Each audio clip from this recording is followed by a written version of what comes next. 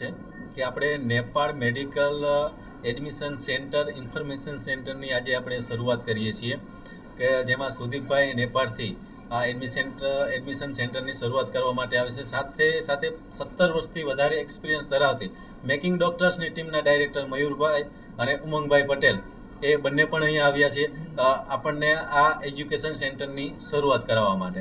ખાસ કરીને નેપાળને આપણે શા માટે પ્રાધાન્ય આપીએ છીએ? તમે જાણો છો કે આપણી સ્કૂલની સ્થાપના વર્ષથી આજ સુધી 450થી વધારે વિદ્યાર્થીઓ મેડિકલ ક્ષેત્રની અંદર ગયા છે અને હળવદની અંદર કોઈ પણ વિદ્યાર્થી આવતો હોય તો એનું સપનું ડૉક્ટર બનવાનું હોય કે મારે કાંઈ પણ સંજોગોમાં ડૉક્ટર બનવું છે. અને આપણા પંથકમાંથી ફોરેનની અંદર દર વર્ષે ઘણા બધા વિદ્યાર્થીઓ જાય છે.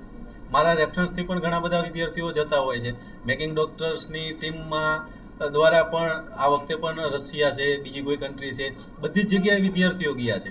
નેપાળ પણ ભૂતકાળની અંદર વિદ્યાર્થીઓ જતા, પરંતુ તે વિદ્યાર્થીઓ ત્યાં ભણવા જતા પણ આપણને જે ટ્રસ્ટ બેસવો જોઈએ ને એ બેસતો નહીં.